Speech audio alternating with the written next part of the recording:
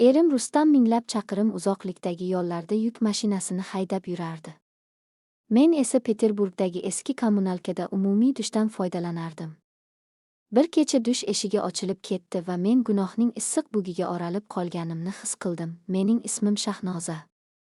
32 yoshdaman. Bu zax va sovuq shahar, Peterga kelganimizga 3 yil bo'ldi. Erim Rustam Dalnoboychi. Uning hayoti yo'llarda o'tadi, ba'zan bir hafta, ba'zan esa oylarlab ko'rinmaydi. Men esa Fontanka bo'yidagi eski kommunalkada yashayman. Bir xonani ijaraga olganmiz. 2 farzandimizni Farg'onada onamga qoldirib kelganmiz. Maqsad bitta edi, pul topish, kelajak qurish. Ammo bu kelajakning bahosi yolg'izlik bo'lib chiqdi. Men restoranda idish-tovoq yuvaman. Har kuni sovuq suvdan qo'llarim qavarib muzlab ketadi. Ammo bu sovuqlik yuragimdagi muz bilan solishtirganda hech narsa emas edi. Kommunalkada bizdan tashqari yana 3 xonada 3 xil odam yashardi. Oshxona ham, dush ham, hojatxona ham umumiy. Har kuni bir-biring bilan yuzma-yuz kelasan. Qo'shnilarimdan biri Otabek edi. 25 yoshda. Tibbiyot universitetida o'qiydigan, kamgap, aqlli yigit. Erimga umuman o'xshamasdi.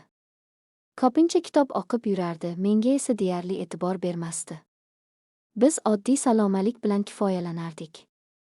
Ammo kechalari erim qo'ng'iroq qilmay qolganida devor ortidan uning xonasidagi xira chiroqni ko'rardim. Bilardim, u ham yolg'iz, men ham yolg'iz edim. Bir kuni qattiq kasal bo'lib qoldim. Isitmam ko'tarilib, o'rnimdan tura olmadim. Rustamga qo'ng'iroq qildim, u zonadan tashqarida ekan. O'sha payt shunchalik xor bo'ldimki, yig'lab yubordim.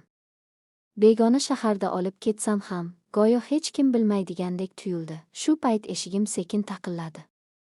Zorga ochdim. Ostonada Otabek turardi. Shahnoza opa, yaxshimisiz? Bir kundan beri ko'rinmaysiz, dedi xavotir bilan. Qo'lida dori-darmon solingan quticha bor edi. Axir u bo'lajak shifokor edi.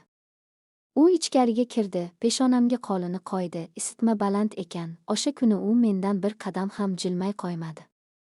Ovqat topib keldi, dori ichirdi, sovuq kompress qo'ydi. Uning qo'llari shifokornikidek ehtiyotkor edi, ammo shu qadar iliq ediki, men yillar davomida bunday mehrni his qilmagandim. Kechasi yonimdagi stulda uxlab qoldi. Men esa uning yosh, ammo jiddiy yuziga tikilib chiqdim. O'sha payt unda endi shunchaki yigitni emas, meni himoya qila oladigan erkakni ko'rayotgandim. Yolg'izlik va kasallik ichimdagi barcha to'siqlarni sindirib bo'lgandi. 3 kundan keyin tuzaldim. Oqshom ikkalamiz umumiy oshxonada choy ichib o'tirardik.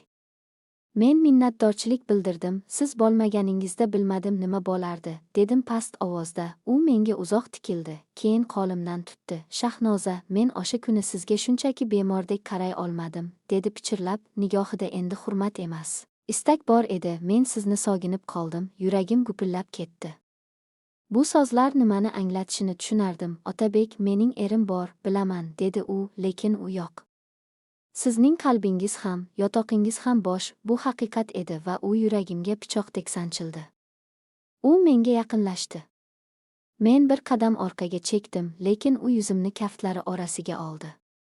Lablari lablarimga tegdi. Bu opich yalpizli choyning issiqligidek mayin edi.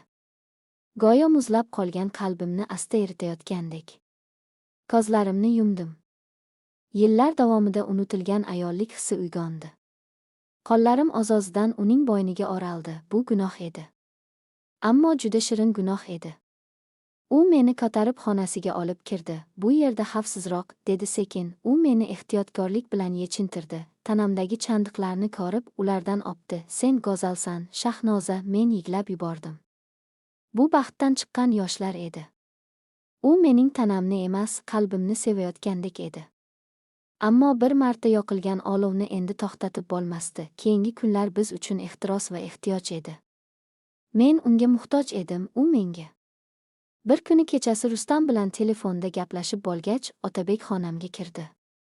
Bu xavf ikkovimizni ham telba qilardi. U eshikni qulfladi, meni devorga tiradi. Endi chiday olmayman, dedi hansirab. O'sha tun yovvoyi, hayvoniy ehtiros edi. Nafaslarimiz, karavotning gichiri butun kommunalkaga eshitilayotgandek tuyulardi. Ammo bizga baribir edi. Hammasi bir lahzada tugadi. Ertasi kuni Rustam qo'ng'iroq qildi. Jonim, ertaga yetib boraman. Moskovskiy vokzalda kutib ol. Dunyo ko'zimda qorong'ulashdi. Otabek yonimda edi, u ham eshitdi. Bir-birimizga qaradik, ayb, qo'rquv va nafrat bilan. O'sha tun bizning so'nggi tunimiz bo'ldi. Bu ehtiros emas, vidolashuv edi. U jim yig'ladi, men esa toshdek qotdim. Ertasi kuni vokzalda erimni kutib oldim. U yugurib kelib meni mahkam quchoqladi. Jonim, seni juda sog'indim, dedi yuzimdan o'pib. Men esa muzlab qoldim. Kulishga urindim. Chunki tanamdan hali ham erimning emas, Otabekning isi ketmagandek edi. Rustam meni quchoqlab turardi. Men ko'zlarimni yumdim. U meni sadoqatli xotin deb bilardi. Men esa sovuq kommunalkadagi gunohim bilan erimning quchogida abadiy muzlab qolgandim. Bu sir men bilan bir umr yashaydi.